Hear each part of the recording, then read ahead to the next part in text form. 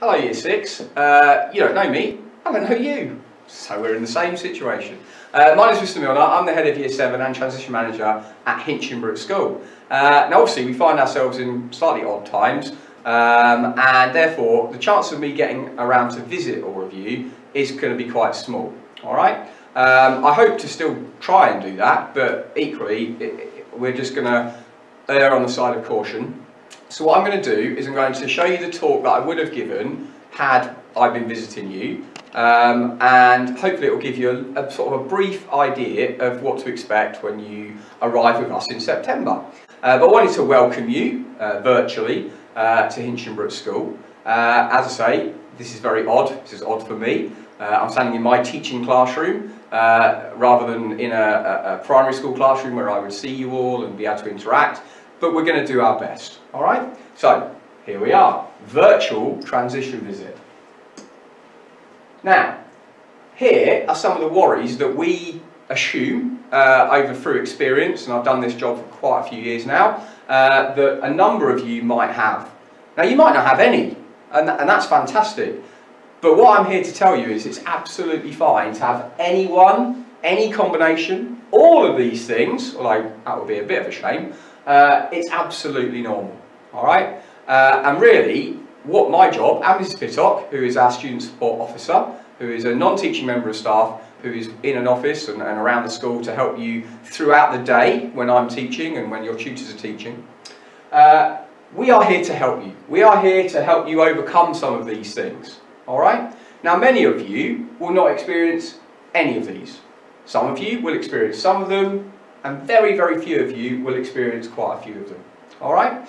But if you speak to some of our Year 7s at the moment, they will tell you that they experience these things, and within a week or two, they had put it behind them. They had sought help, which is a key aspect, trying to come to us for some help, and they had got through some of these problems, all right? And the most important thing I would say is you communicate these problems to your tutor as a first port of call, and we'll come on to what a tutor is in due course, because I know that's new to you, all right? Or to myself, or to Mrs Pittock, or really any member of staff, because everybody is going to understand. Everybody knows that you're Year 7, everybody will know that you're new, and everybody will know that you are nervous and anxious and that you don't know how things work.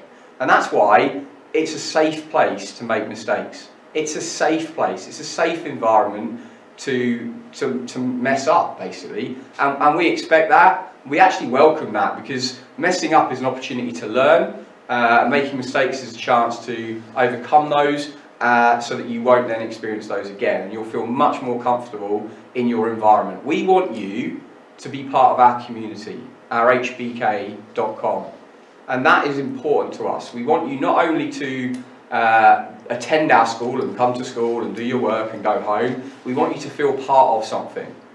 And speaking from myself, just a little bit, I was a student here, so some of your parents might have been at school with me, which is kind of weird. That always happens.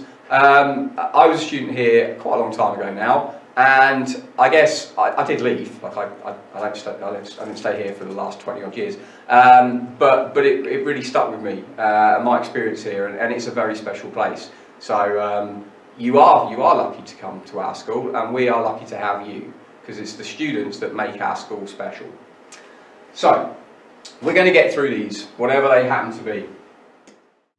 So, form groups. You can see that we've got some different names actually from what we've had before, because we have to have 12 form groups. We've gone from 7SI1 all the way through to 7SI12. 7SI, let's talk about that. So 7 is obviously the year group that you'll be in. The SI stands for silver, which is the tie stripe that you will have. And then we have to have 12 forms next year, because we are taking 350 children for the first year. So there'll be about 29 or 30 students in every form. So that's how that is broken down. That does mean, in terms of houses, that each house will have about 6 members from that in each form. So we'll have 5 houses, 6 students from each house in each form. So that'll be an interesting mix to have in each form, which should be quite interesting and also quite fun, I hope. So we'll be helping you bond both as a form group and also as a house group. Now, you've already met me. Hello. Mrs. Pittock is standing behind the camera. She is wonderful. She basically does kind of the work during the day when I'm teaching. She kind of helps with all sorts of different problems and questions. And yeah, basically she's your go-to person during the day if there's any problems. And she is based in the lower school office. And we have Mrs. Derbyshire. Mrs. Derbyshire has worked with Year 7 for I think at least 10 years now. And so she is very experienced in the sense that she produces the letters, she does a lot of the administration. So all the letters and all of those sorts of things that come out from school, come out from me, go via Mrs. Derbyshire. So she is going to be the person your parents have been in touch with a lot in terms of all the forms and the the bits and bobs that your parents have to fill out in order for you to attend at Hinchinbrook in September. So that's Mrs. Derbyshire. So that's the lower school office team. Then we've got Mr. Pape. Mr. Pape is a senior member of staff. And he is called an assistant principal, that's his title. His basic job is to oversee all the year groups and make sure that I'm doing my job properly, I guess, and make sure I'm okay. And then if I'm okay, then obviously that makes his job easier, and that's how it works. So he oversees the heads of year. He's making sure that your welfare is looked after. He's equally also interested in your progress academically. So that's Mr. Pape's role at school.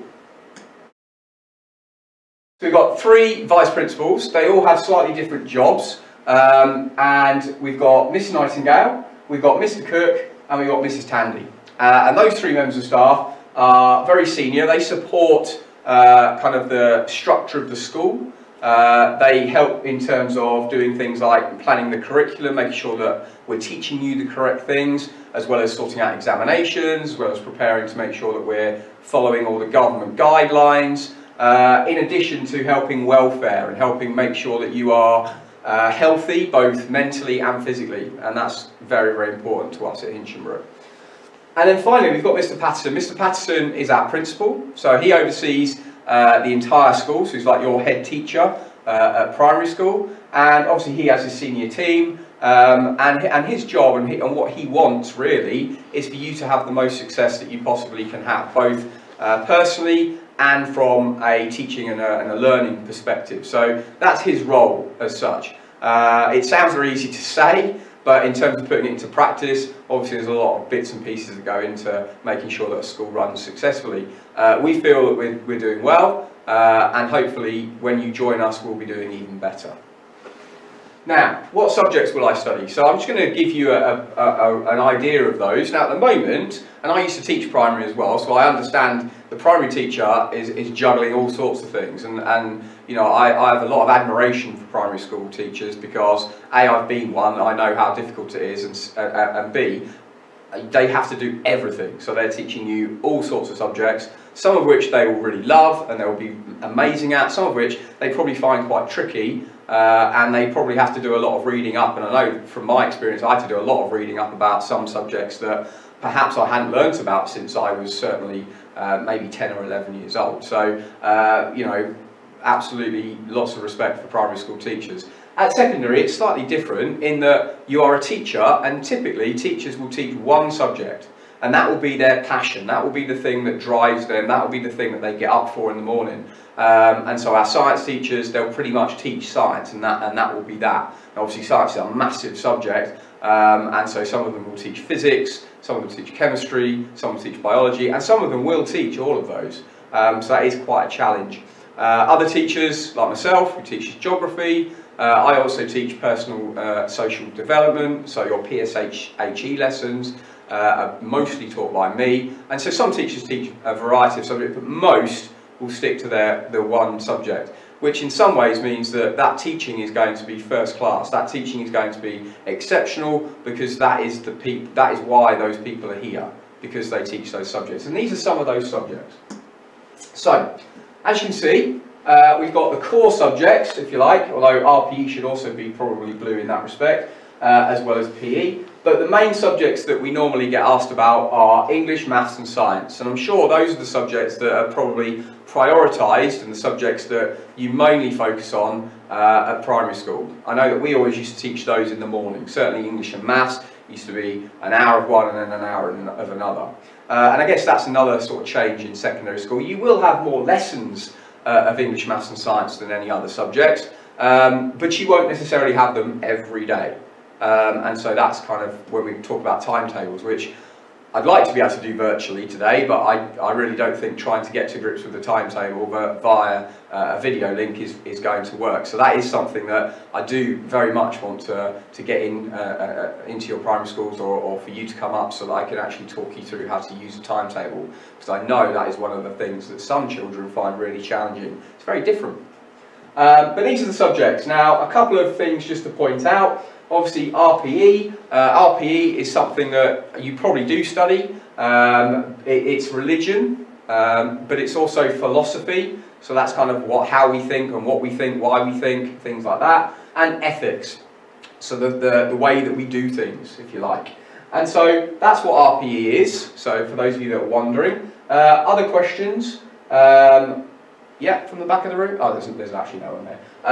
PSHCE, so personal, social, health, citizenship, education. So we've got, that's what I teach a lot of the time, and I teach most year 7s. You have one of those lessons a fortnight. We've got IT. That's right, it's information technology, congratulations. And then we've got DT. That's right, yes, design and technology, well done. And so that really covers it. Now, another question I quite often get when I visit primary schools is, am I going to do Spanish or am I going to do French? They don't always put that voice on, but that's just me. Am I going to do Spanish or am I going to do French? I don't know, okay? It is random. We try to give you the same language that you study at primary school, but there are stipulations involved in that.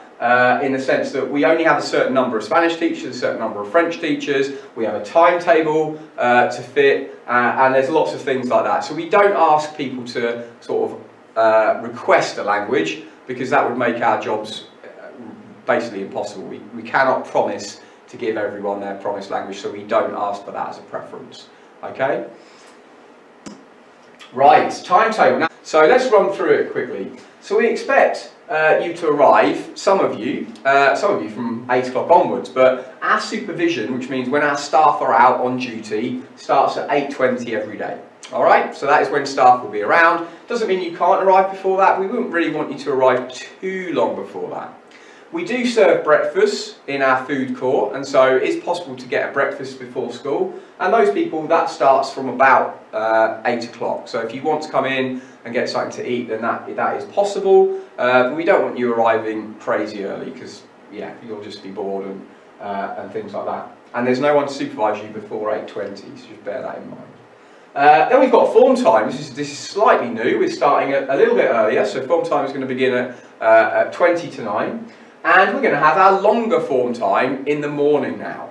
Alright? So you'll have 20 minutes. And in your form time, you'll go to the same room every day, except assembly day. And you will do a variety of activities. Now those activities might be related to things around the world. So if we were looking at Black History Month, for example, we would do an activity to do with that. If we were looking at Remembrance, we would do an activity to do with that. Equally, we would do something about in the news, current affairs, the important things around the world. We would also be looking at things like improving your emotional literacy, which is this idea of being able to express your feelings and making sure that you are mentally healthy, and if you're not, that you can express that in a way that people are going to be able to understand. These are some of the things that we cover with your form tutor. So it's your form tutor who will see you every morning, alright, mostly in the same room, apart from assembly day, which will be in the PAC, which I'll come to. And basically you will have that opportunity to touch base if there's been something going on at home, if there's something you want to talk to your tutor about. Every single morning you'll have an opportunity to do that. Okay. Then we've got an hour's lesson. So we've got period 1, which is 9 till 10. So it's quite easy to remember, which is on the hour, so that's nice. And then we've got another hour's lesson. So again, 2 hours of teaching. So you'll move between one room and another room, lightly, to move between 2 rooms there. And we just expect you to get there to that other room as soon as possible. We know as yet we haven't developed teleportation, and therefore there is an expectation that you are going to have to physically move from one place to another. Not like that though, because that would be like a rabbit. Anyway, but you will move from one period to another and one place to another, and we appreciate that's going to take time. Alright, you're not going to get told off as long as you are aiming for that lesson, okay? If you're sitting around talking to your friends, playing on a computer, yeah, you're probably going to get told off if you're then late for your next lesson. But we expect some transport time, alright? But we just expect you to get there as soon as possible, alright? Then you've got break time. Now my suggestion is looking at that time frame, and I'm sure some of you have just focused on the purple because your stomach perhaps rules your life, and so we need to make sure that you are fed, we need to make sure that you are watered, we need to make sure you go to the toilet. These are things you can do at break time. We do not expect you to wait until 1:20 for that to be the first thing you eat since breakfast, or certainly the first thing you drink. You can take water into lessons, if it's in a flask or if it's in a container, but equally, if you want to buy a drink, you're quite welcome to buy a drink in the food court at 11 o'clock. Okay, so please, I recommend you use the toilet at this point. You also buy some food or have a drink or eat some food if you've brought it with you, and you don't wait all the way until lunchtime to do that, because otherwise you're really going to be flagging in period 3 and 4. After break, you'll then have another lesson and another lesson, and as you can see, you've then got 2 hours of teaching until you get to lunchtime. You have a 45-minute lunch break, again, do the same sort of things at break, but there you have more of an opportunity to perhaps go and play football on the Astro if it's open, or see your friends. There's a bit more free time there to do things that young people like to do at free time. There are certain rules about that, there are certain boundaries and inbounds and out of bounds and activities that you can and can't do, but we'll cover it in September as a first message, if you like. Then we've got our afternoon registration, and this is now just 10 minutes, but in that 10 minutes, you come to your form room, same room that you started the day at, you see the same teacher, the tutor that you started your day with, and anything that's gone on in those 4 periods, and at break or lunch, you can mention to your tutor. Alright? Now hopefully, we like to share positives. We don't just want to hear about problems, but we are there to kind of field those problems as well. And so that is an opportunity, so you don't have to go home, be worrying about things that you otherwise would, because you have a chance to get those out in the open and to share those with an adult. Alright? And so that is why, for me, that afternoon registration is so important, because you've had 4 hours of lessons plus an hour of free time. We want to make sure that you are okay before you head off to period 5 and then potentially go home. So yes, we've got our period 5 lesson just for an hour, and we're finishing at 3:15. Although it says end of school at 3:15, I reckon get changed in about 15 minutes, and then you'll get to your club, and you'll be looking forward to that, some of you, all day. Alright, things like rugby, for example, for the boys at the start of the year. Netball, for the girls particularly, is a big sport at Hinchinbrook. Hockey, alright, cricket, athletics. You know, there are so many sports, I couldn't sit here and name them. But you need to get involved. What you get out of Hinchinbrook is what you put in. Alright? So if you choose not to go to any clubs, then you won't get as much out of Hinchinbrook. Clubs are a great way to meet new people, because ultimately you've got things in common with those people, because you obviously like that activity or that sport, because otherwise why would you go? My advice is that you take the opportunities and you try new things as well though. So don't just stick to the sports and the activities that you've already done, try new things. Because it's those things that will tell the difference between you and somebody else. Because at the end of your school time, you will probably all come out with, I hope, coming to Hinchinbrook particularly, some great qualifications. But what you need to do is tell yourself apart from other people. So that when you go to that job interview, you have something else. You have an extra skill. You have something that makes you different, makes you special, makes you better, perhaps, than other people. Because it's a competition at the end of the day, and we want you to put yourselves in the most productive and give you the most potential to succeed in the future. So that part of that is try extracurricular clubs. Now for those of you that aren't sporty, it's okay. We have lots of clubs that are related to music, related to drama, related to DT. There's a gaming club. There's so many clubs that are not necessarily sport related. So if sport isn't your thing, which I get, there is something for you. All right, and if there isn't, then you can ask somebody to do it. So you can ask a member of staff, oh, I'd really fancy doing X, Y, or Z. All right, we have at one time done horse riding through Hinchinbrook, for example, because a member of Hinchinbrook staff was passionate about horse riding. And so she took the club on, and she took kids out horse riding. Well, you don't know until you ask. So if there's something you're interested in that we don't currently offer, then that's your opportunity to try and get us started with that. Because the more clubs, the better. Oh, there we go. Competition time. Can't really do a competition, but I'm just going to pretend that you're going to take part at home.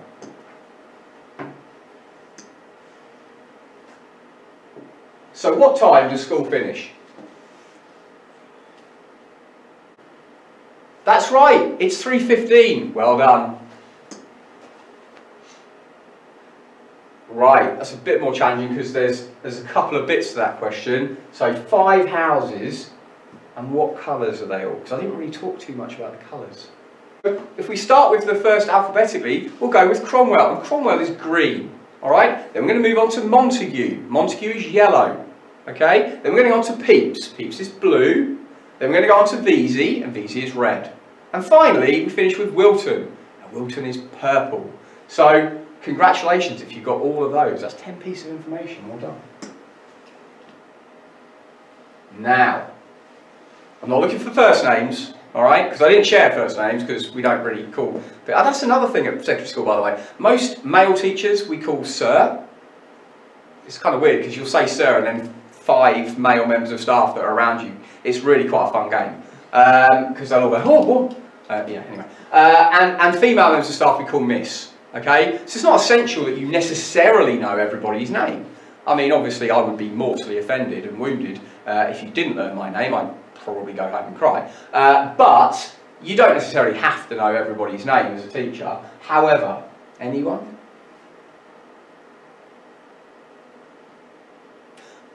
That's right, it's Mr. Cook. Congratulations, those of you that got Mr. Cook. Now, that's quite an easy lesson. I mean, I probably should, quite an easy question. I probably should have had that nearer the top, because that is really, really easy, isn't it? That's right, it's just an hour. So it's an hour, it's easy to remember, okay? Oh, that's important. That's important. So let's just have a think about it. Yeah, that's right, it's 1:20 now. So it's 1:20, all right? So that's when lunch starts. But remember, you don't have to wait till lunch to eat some food. All right? Have a snack. Bring a snack in. Buy a snack. Break time? 11 o'clock. Okay, so packing a school bag, that's new. Now, hopefully, your parents are helping you out. And if you're not parents, because I'm hoping you're watching this as well, if you're not, let your children start to practice packing a bag. All right? Let them start organising themselves. Maybe make up a timetable like I have here. Say, right, I want you to pack your bag, and take it seriously. Take it seriously. They are in charge. We're learning some independence. All right? So, what are they going to pack? What are they going to need for a day? What are you going to need for a day where you've got those subjects? Have a think. So I've given you some thinking time. I reckon there's 8 things that you might need. But what I want you to do is quickly write those things down. Off you go. Go and get a pen. All right? Or if you're really, I don't know, tech savvy, then perhaps type them into your phone. Go on. Off you go. So 8 items that you might need to take into school for a day like that. Bear in mind, you've got to carry those items around. You all done that? Hopefully, you've got your list. Let's have a look at my list.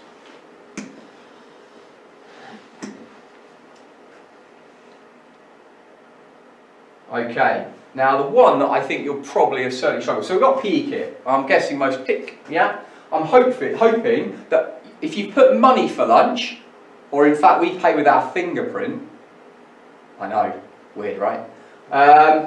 We pay with our fingerprint, but we can call that money. If you put something about lunch or food, good stuff, okay? If you've put a drink, Excellent. You've probably, I hope, put some sort of stationery. So yeah, need some stationery. You've probably put books, and some of you might have listed books from different subjects. I'm just going to call those books, okay?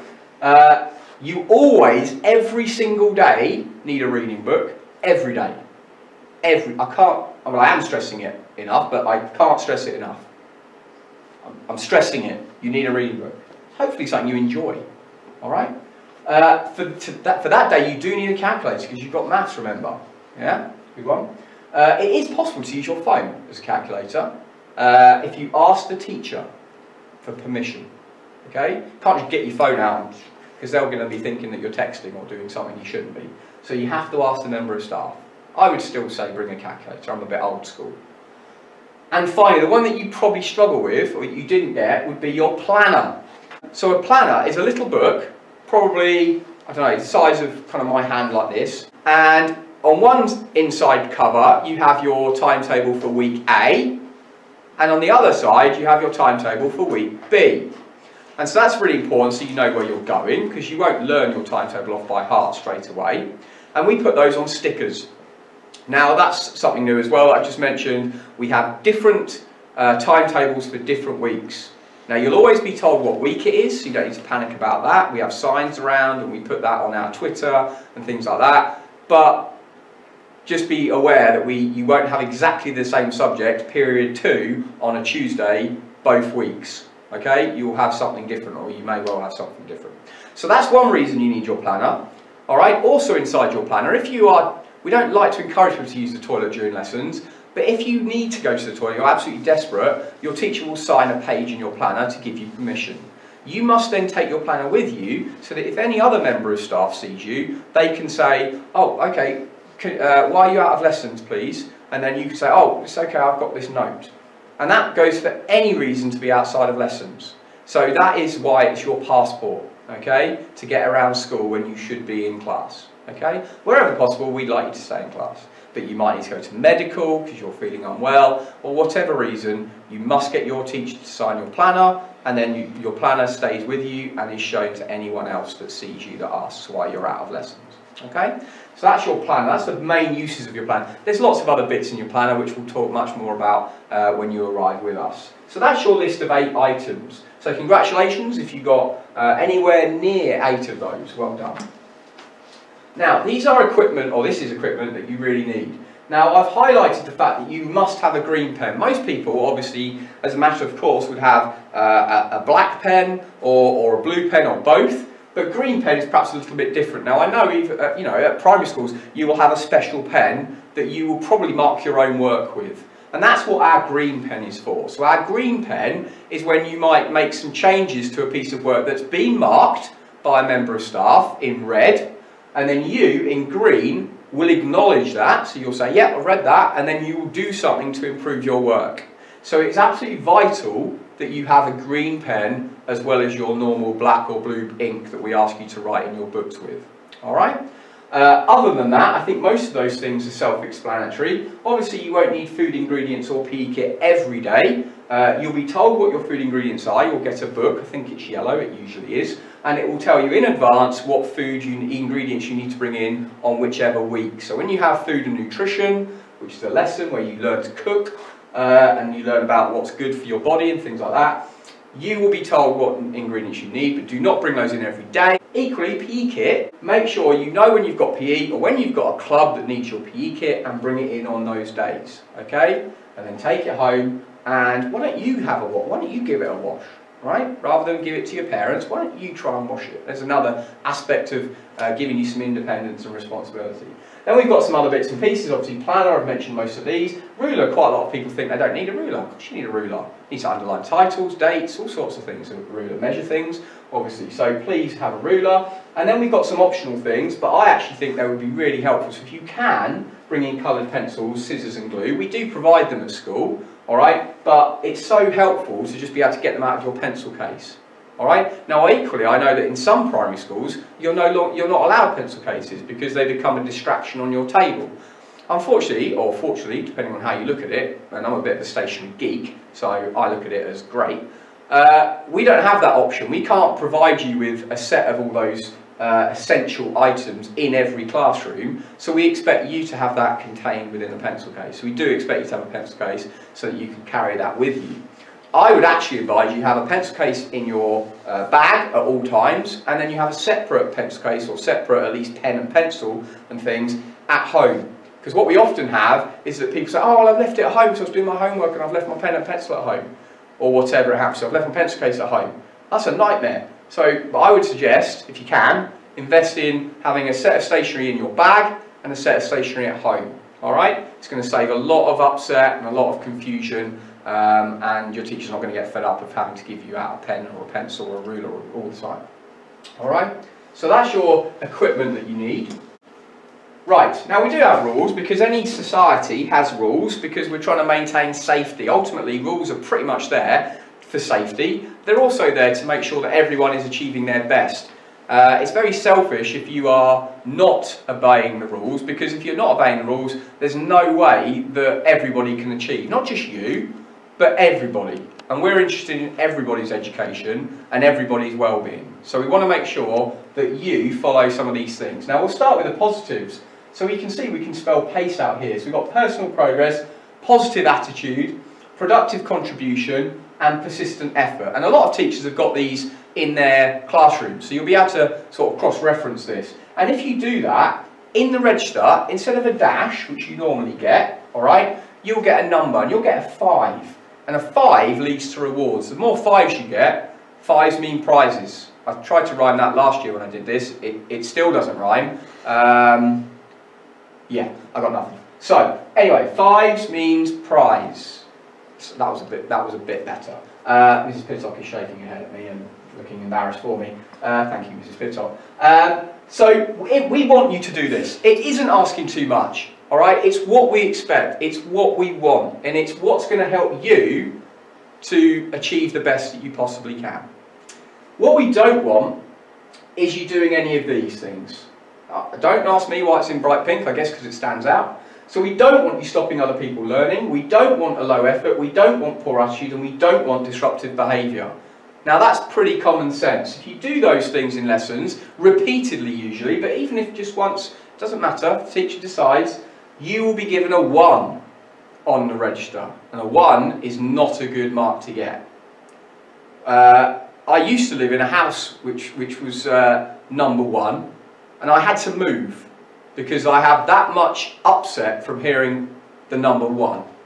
It causes me great pain. Please don't get any 1s. Okay? We have a history in Year 7 of getting the most 5s and the fewest 1s. Let's keep that going. Okay? Let's be the best we can be. That is what I want. That is what everybody at our school wants, is you are the best version of yourself possible. And you can't be doing that if you're doing these things. And you can't help other people be the best they can be if you're doing these things. Do not be selfish. Do not steal their time. Allow everybody to be their best. So that's what that means. Now, a lot of people then think, oh, well, it must be a scale of 1 to 5. So 2's kind of a bit better than 1, and 3's a bit better than that, and 4's kind of good, and 5's amazing. Doesn't work like that. It is not a scale from 1 to 5. The other numbers mean slightly different things, and you can see them there. So if you don't complete homework for a lesson, you'll get a 2, and you get a sanction probably for that. If you don't have the right equipment, which we've already mentioned, you'll get a 3. And you may get a sanction for that. Certainly if you repeat that, you'll get a sanction. And if you use your phone without having permission from the member of staff in the room, you will get a 4. And therefore you will also receive a sanction for that. So the codes all mean different things. Okay? It's very important that you understand the 5s and the 1s the most, but there are other codes for things that we expect that you do or don't do. So those are those numbers that I've spoken about, so they are the most important thing. It might be that in a lesson you're just kind of there, kind of average, kind of doing the right thing most of the time, but just sort of coasting a bit. You'll probably get a dash, just to say you were there, alright? So if you don't go above and beyond, okay, or over and above, then you won't get a 5, alright? So you can't just be like a sack of potatoes sitting in your chair and okay, you need to be participating, you need to be making that extra effort to get a 5. All right, but you won't necessarily get a 1 for not doing your absolute best. We just expect that. You may see these up in a classroom, you may not. All right, these are visual prompts of whether you can use your phone or tablet in a lesson or not. We use them for internet access. Yes, we can use them for calculators. We can use them for all sorts of reasons. They are very, very valuable. In geography, for example, we do some VR work. So we do some virtual reality where you put your phone in a little box and we send you to a website and you can explore mountains and you can explore polar environments and you can explore deserts and you can explore rainforests. We can't do that if everyone doesn't have a phone. All right? Now, I know that people misuse phones and that phones and social media have this very, very negative impact, and I am more conscious than anybody else about that. So trust me, I do not want students in my year groups having WhatsApp necessarily, or Instagram, or Facebook, because there's age restrictions on all of those things. Now, whatever you do at primary school is whatever your primary school lets you do. When you're at my school, at our school at Hinchbrook, I don't expect that. If nobody has it, there's no peer pressure to get it. So if we all buy into that, and I'm speaking to parents as well as you year sixes, if we all say we're not going to have any of those social media, then there's no pressure to get it. The reason people want it is because parents don't want their children to miss out. And I think that's quite sad. Now, I understand there are benefits to it, particularly at the times we find ourselves in. All right? That can stay at home. If you choose to use those social media and things, then I guess that's at home. But this is my plea to you, all right, that you are not using those at school, and ideally you're not actually using them at all, because you are not old enough, according to their own guidance, to use them responsibly. But in terms of using the internet and things like that at school, we use it a lot. Now, these are some of the rewards that you can gain. So this one you won't gain in the first year because you have to have completed a year before you get one. But these are for attendance, so you get a nice pin, depending on your year group colour. So you would, if you get over 97% attendance in your year 7 year, you'll get a gold pin. I think that's how it works. If not, I might be completely wrong, and you might still get a white one. I don't know. Now, here we've got the 5s. So I talked about 5s a little bit earlier. So you will get this badge when you've gained 100 5s. So to gain 100 5s, you have 6 opportunities in a day to get a 5. You have a morning registration and you have 5 lessons. You can get a 5 in any of those. So that's 6. So what's the most you can get in a week? That's right, 5 multiplied by 6 is 30. Congratulations, those of you who are good at your 5 times table, which I'm sure is all of you. So you could get 30 in a week, which means you could get 100 in just over 3 weeks. I would be so amazed. I would be so impressed. Okay? But that is the aim. That is the aim. As far as I'm aware, that's not happened.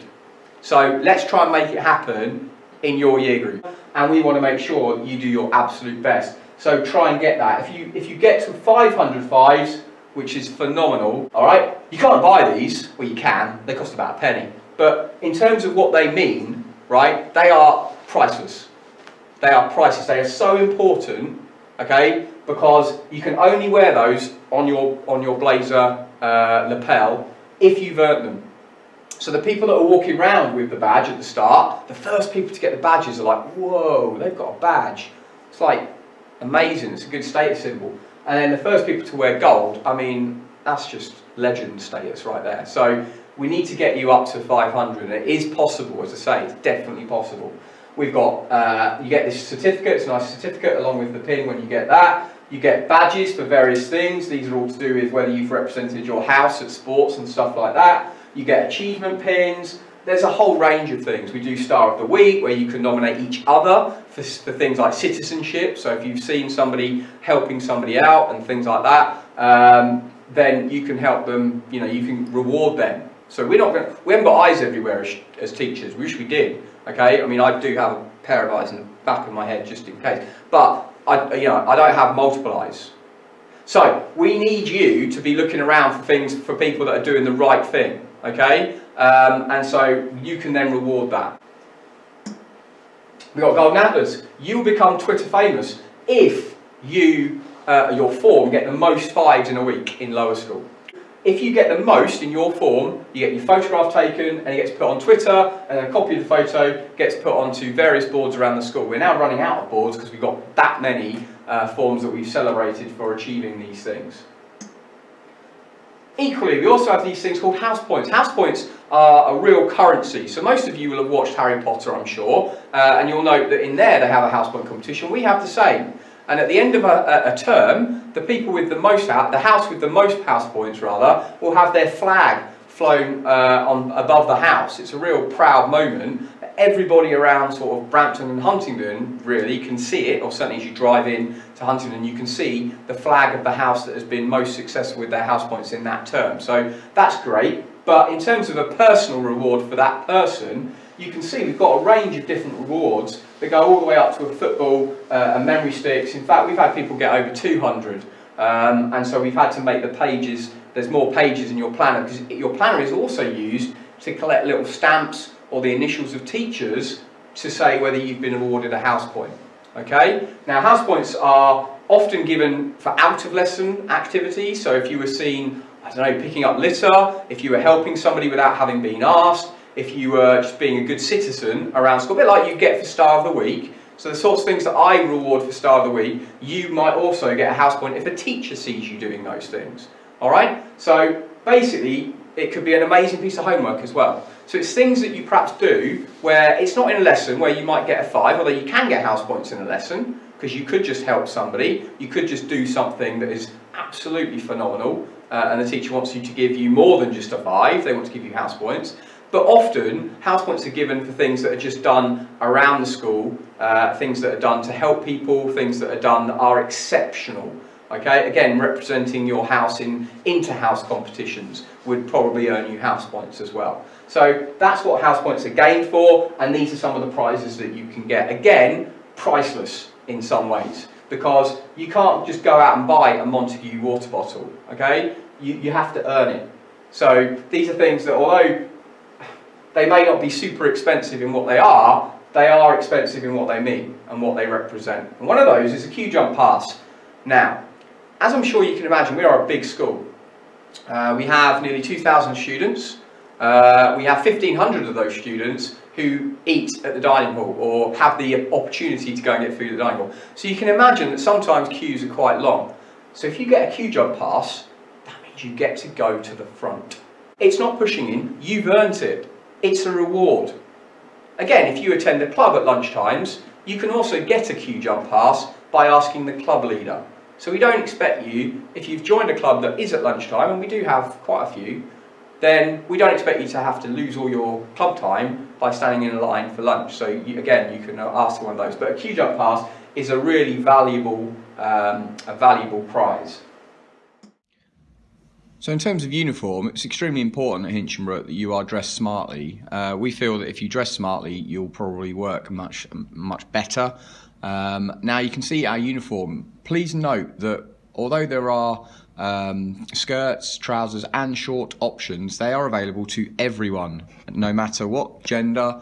Anybody can wear a skirt, or if they choose to wear trousers, or if they choose to wear shorts. It is worth noting that the trouser colour is clearly grey, not black. And on your blazer you can see that your shield will, or the outer part of your shield will show which house you are in.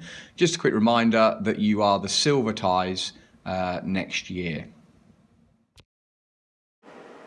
So we've got some rules. So in lower school we make it easy. So we've got no jewellery. You are allowed a watch, okay, but no jewellery, and you are allowed a pair of stud earrings, okay. So although it says no jewellery, it means like bracelets and lots of rings all over your fingers and things like that. You can't have that. You can't have makeup or nail varnish or false or gel nails. Again, it's a blanket thing. Nobody can have it. There's no peer pressure. I mean, yes, you might look at some year 9s or 10s and say, well, they've earned that. They're older than you. That's how it works. That's kind of life, to be honest with you. So you are in year 7 and you do not have those things. Nobody does. So you are all the same, okay? Hair should look natural. So if you dye it bright purple, that's not natural. That is not a natural colour.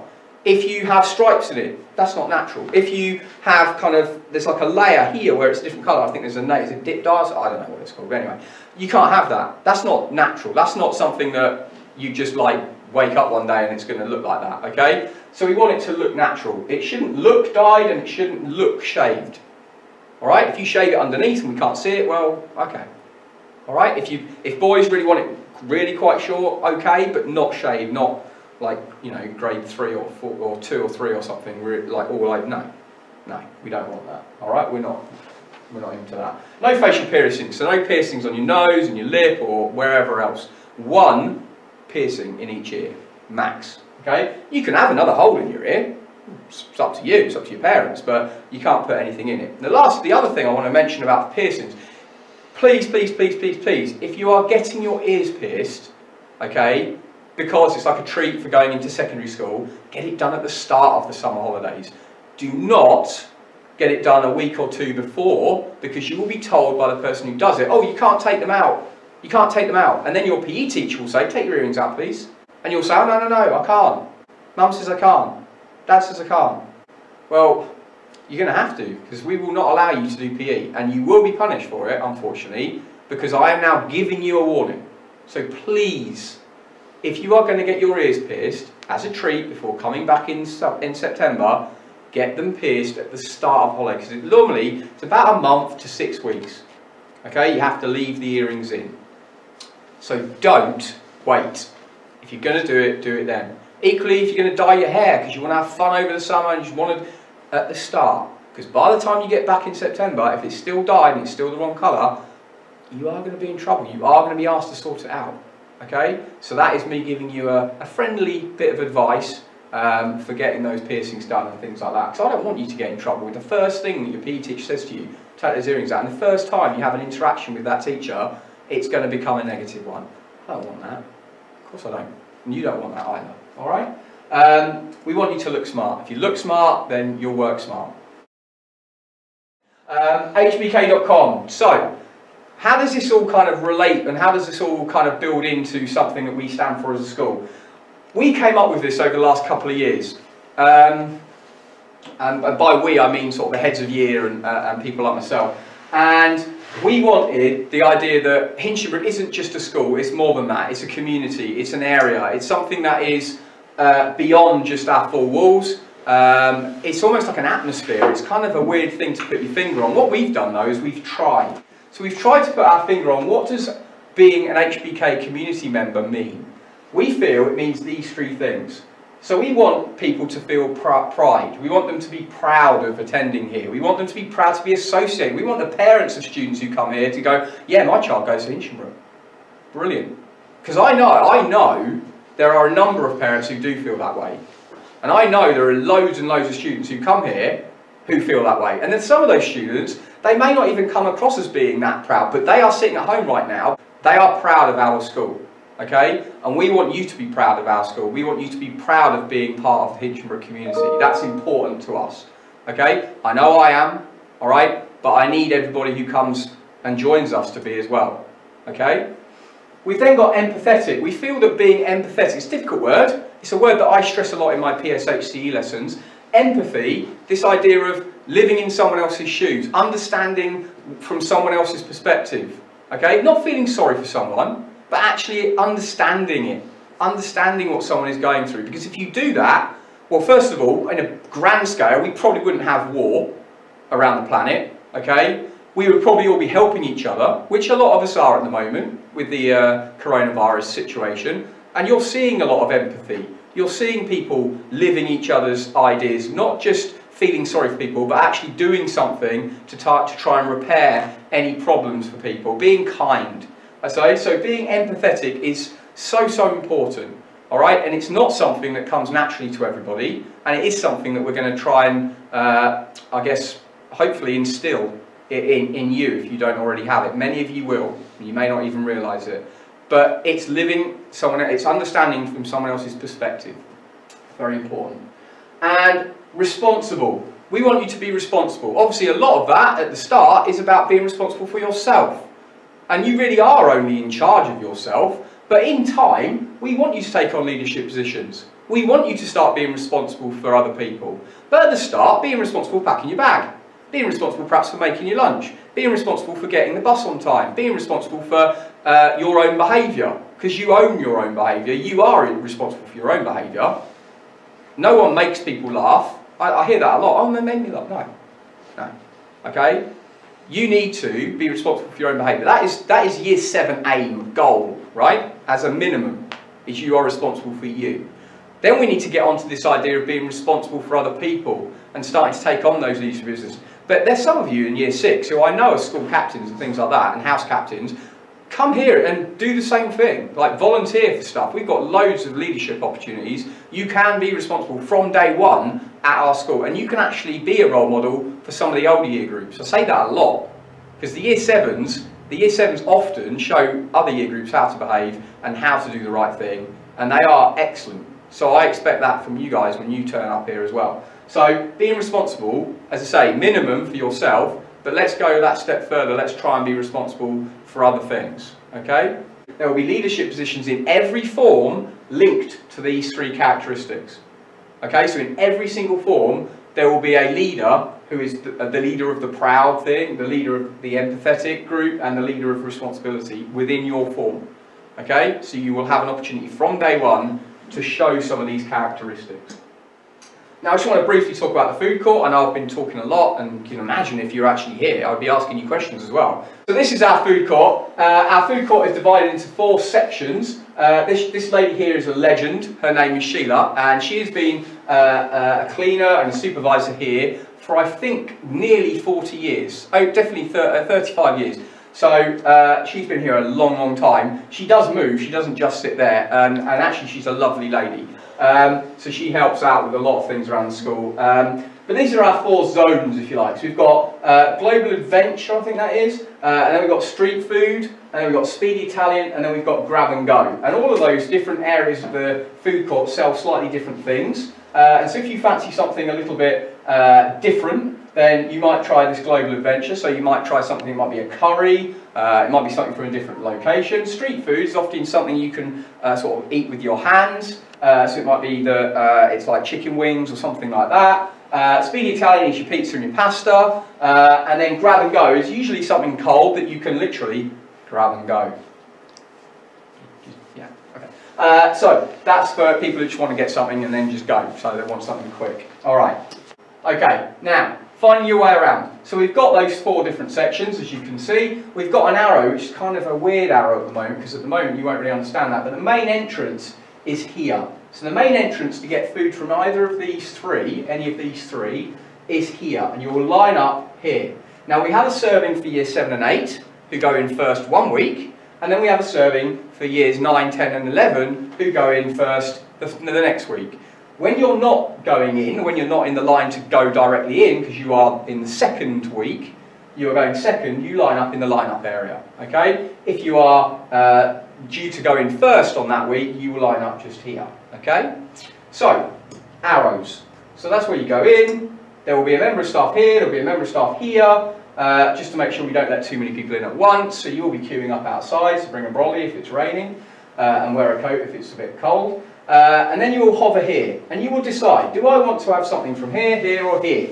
Okay? You do not enter this door if you want the Grab and Go. We'll come to the Grab and Go. So you enter here, you line up here. And whilst you're lined up here, you decide. Okay, so by the time you get to the front, then someone at the front is going to say, right, who wants street food? And they'll just send you straight there. Or if you want Global Adventure, they'll send you there. If you want Speedy Italian, they'll send you there. You do not queue along the whole line here to get to Speedy Italian. You will join the queue, you'll be sent directly from here to join here. So it's a little bit quicker, alright? Otherwise you'd be there forever. So as you can see, there's different little entrances to those 3 different areas, and you'll wander along there, and you'll look at the lovely food, and you'll go, that is lovely food. And then you will pick something, and you'll say, I'd like that please, and you'll make sure you say please, because that's polite. And then they'll give it to you, and you'll say, oh, thank you very much, that's lovely. And then you'll go to the end, just about here, and there'll be a till. And rather than go, oh, where's all my money?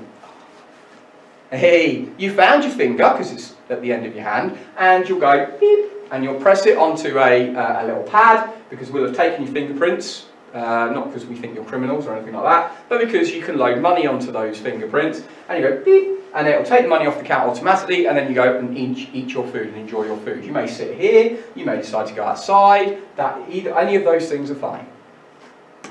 Alternatively, you might want to get in as quickly as you can, although it's not always quicker, I have to say, not always quicker.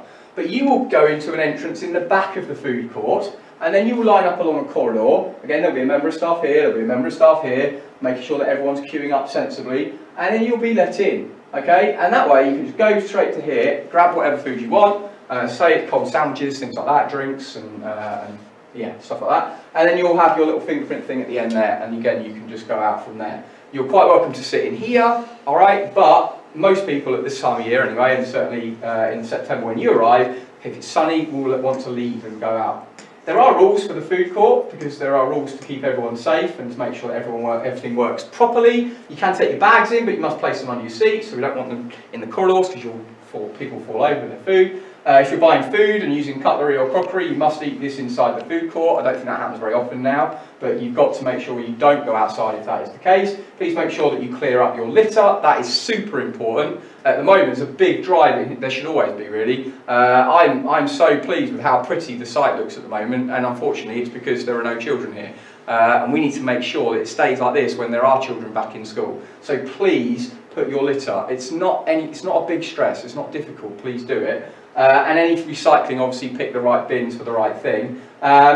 So basically, there's fairly basic rules. We've also got some work for you to try and get on with. I know that your primary schools have hopefully already communicated with you about this Get Ahead project, which is kind of the perfect, I guess, introduction to our curriculum, to some of our lessons. So we've got a lot of activities in there that hopefully, as I say, some of you have started already, and that you can then complete. The idea isn't that we necessarily go through and mark every page or anything like that. It might be that you bring in maybe 3 of your favourite things that you've done in your Get Ahead project that you want to show those particular subject teachers. All right, so it's not essential that you complete it all, and we're not going to mark it forensically and make sure that everything is, that it's not about that. It's about giving you a sense of what sort of work you will be given in Year 7.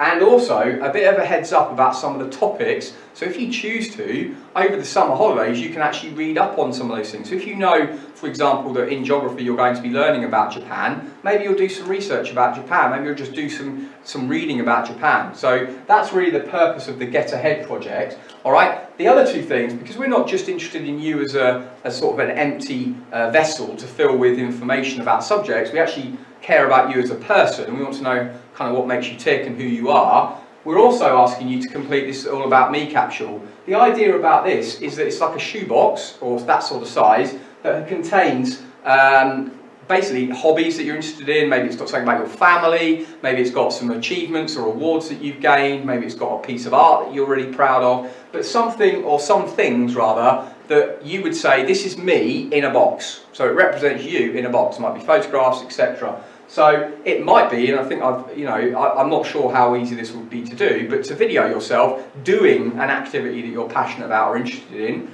and then that can be brought in as part of it on a memory stick, and then you can show that to your form. So the idea is that your other form mates will get to know you by looking at this box and looking at some stuff. Don't bring anything too valuable in, or that you don't want to be, obviously you don't want any of it to be damaged, but don't bring anything silly in that you think is really expensive, or a sentimental value. But please have a think about what you would put in your All About Me box and try and put that together and bring that in on your first day in September.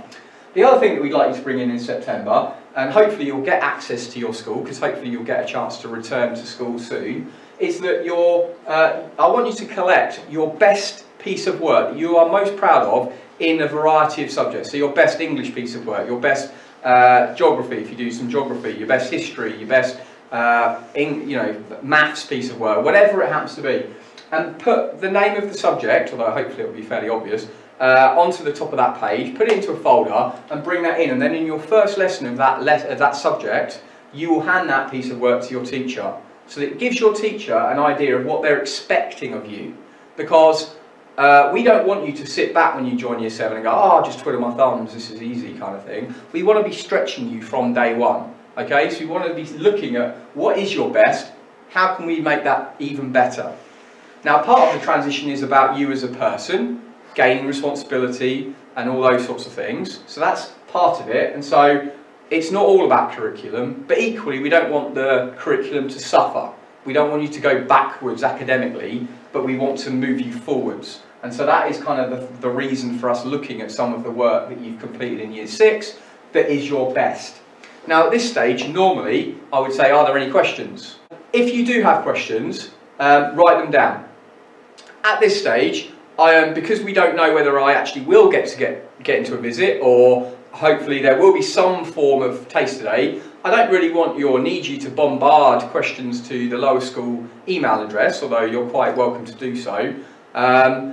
Also, go to our website. You might be able to find some information there. We are going to upload this PowerPoint onto our website as well. So as well as having this video to look at as I talk you through it, you can also have the document itself. It won't have me interrupting you, so it actually might be more beneficial. But if there are any questions following those things, then write them down.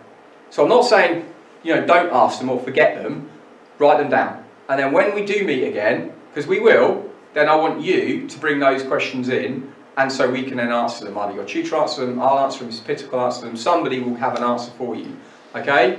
If they are things that absolutely can't wait, then obviously yes, please email the lower school. It's lowerschool@hinchbk.cams.sch.uk. So that's lower school, all one word, at hinchbk.cams.sch.uk. Other than that, I hope you're staying safe. And I really, really look forward to meeting you all as soon as we possibly can. Thank you. Bye-bye.